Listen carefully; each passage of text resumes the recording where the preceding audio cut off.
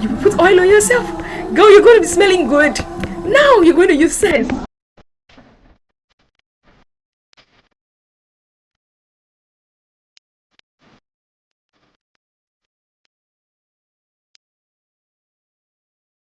Hello, good day, and welcome to another episode on Thoughts with Sea Gems in the Rough. Okay, so Happy New Year to you. It's 2025.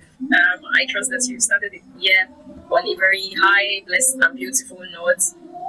Trust what I said, it was great, and everything in this new year is going very well. It's not when this video is going to get to you. Heaven knows if it's going to be February or March. I hope not. I hope it does get out this same January. But yeah, Happy New Year. Okay, so today I want to talk about someone that's okay. So if you've been following the Gems in the Rough series, like we'll be starting a new one this year on Gems in the Rough. So if you've been following Gems in the Rough series, we're literally just talking about people that were not so popular or situations that were not so popular, but they are really quite very insightful, in the Old Testament and also in the New Testament of the Bible. So today I'll be talking about Naomi. So in the book of Ruth in the Old Testament, right?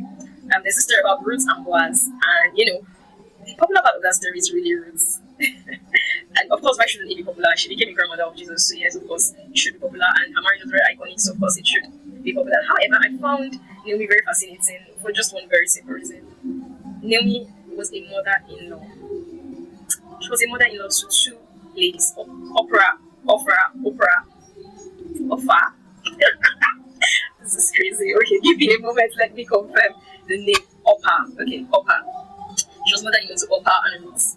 And yes, these two ladies that she was mother-in-law to loved her to the point that she was leaving their country and going back to her country.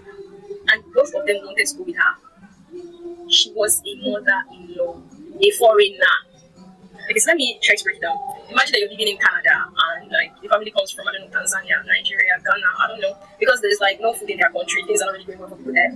So they moved to Canada and they start living in Canada, and then they have two sons. They have two sons married to Canadian women, and things still don't really go that well for them in Canada. And the husband dies, and the two sons die, and now the two Canadian women are left with the wife, like the woman that has moved with the family to Canada. And now this one wants to go back to Tanzania or Ghana or Nigeria, I don't know where. And the Canadian girls want to leave Canada and go back to Ghana or Tanzania or Nigeria or I don't know where with her. She is a mother-in-law. Their entire families are in Canada. Everything they've known all their lives is in Canada, but they want to leave it and go with a mother-in-law. That the husband that they got, the husband that they married into our family has died without really giving them any children, and now they want to follow the mother-in-law back to Ghana or Nigeria. This is literally what it was.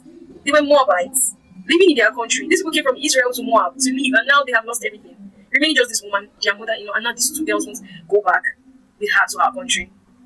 I found Naomi's story really fascinating because we don't have that much good press. Like the reputation of mother-in-laws is not really good in these streets because mother-in-laws, people are really praying, like when people pray for marriage, they also pray for mother-in-law, please give me the mother-in-law. Because mother-in-law be sure to be shaky on these streets. Like mother-in-laws sometimes are really not very nice to the daughter-in-laws. And here is a mother-in-law that's two, not one wife, but two wives, wants to go back with to her country. So this was very fascinating for me, and I was really challenged by the life of Naomi because I'm here thinking to myself, what kind of life did this woman live? What kind of interaction, what kind of relationship, what kind of communication did she have with these girls that they are happy to leave their families and their country and everything that they've known to go back with her to her own country? So yes, I'm really very impressed by Naomi, and I'm very challenged by her and the life that she's probably has lived, because here we make Ruth like the hero of this story, and yes, rightly so. However, let's take a closer look at Naomi. There must have been something in Ruth's life that attracted Naomi, and not just Naomi, but Oprah to her. Both Naomi and Oprah were attracted to her. Both of them wanted to go with her, although Oprah turned back on the way, yes, because Naomi kept on pressuring both of them to leave. Oh yes, who was this woman? What life did she live? So I'm really very challenged by the life of Naomi and how I'm just like, what kind of life did she live? How did she express God to these people? Because Ruth literally went, your people will be my people, your God will be my God.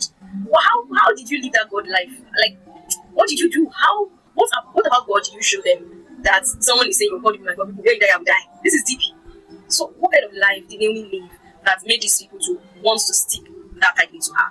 Yes, I was really very challenged by the life of Naomi. Another part that really challenged me about the life of Naomi was, okay, so the story of Ruth goes on, and Ruth ends up following Naomi, right? Ends up following Naomi back to Naomi's country. And Naomi goes, okay, I'm trying to find the exact verse where this is said, because okay, yes, I found it. So it's in Ruth chapter 3 verse 1. So although we don't know what kind of life Naomi lived with these two women, Ruth and Oprah that made them want to stick with her. But we see a little bit of the life she lived with Ruth afterwards. So in Ruth chapter 3 verse 1, she says, then Naomi her mother-in-law said unto her, My daughter, shall I not seek rest for thee, that it may be well with thee? And now, is not Boaz of our kindred, with whose maidens thou wast? Behold, he winnoweth barley tonight in the threshing floor. Wash thyself therefore, and anoint thee, and put thy raiment upon thee, and get thee down to the floor. But make not thyself known unto the man, until he shall have done eating and drinking. And it shall be, when he lie down, that thou shalt mark the place where he shall lie, and thou shalt go in and uncover his feet and lay thee down, and he will tell thee what thou shalt do. So I read King James Version, and you know how King James Version is. So I really feel like reading that version that makes it like really simple. But if you really followed, what went on there was literally Naomi called Ruth and was like, she's like, come my daughter, will I not seek rest for you? So Ruth is going about looking for food to eat, and Naomi is going about looking for a husband for Ruth. This is the kind of mother-in-law that Naomi is. She's literally standing up and looking to fix whatever Ruth needs. So this just gives us just one small idea about the kind of person that Naomi is. Because she's like, my daughter, shall I not seek rest for thee that may be well with thee? So she's like, will I not do something about the situation and get you a husband immediately right now? And then she goes and says, you know that guy that you have been working at his face, this is what you're going to do. You're going to have your bath. You're going to get dressed. You put oil on yourself. Girl, you're going to be smelling good. Now you're going to use this. When everybody has rested and there's no one looking, you're going to go to his feet. Remove his clothes. You're going to enter under and you're going to cover yourself with it when there's no one home. She gave this girl step-by-step lowdown of what to do. Tell me, she was seeking the interest of Ruth. Because she's not the one getting married. She's giving Ruth out again, not to her child or anything, but she's just literally looking to the interest of it, trying to sort Ruth out.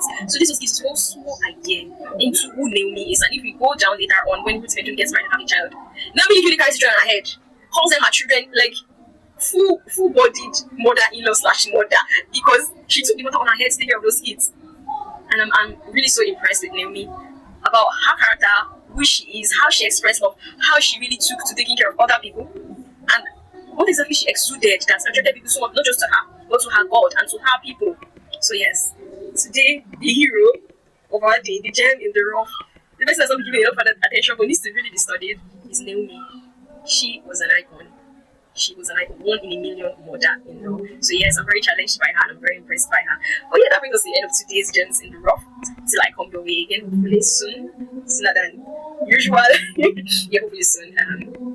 Take care of you and till next time. Bye.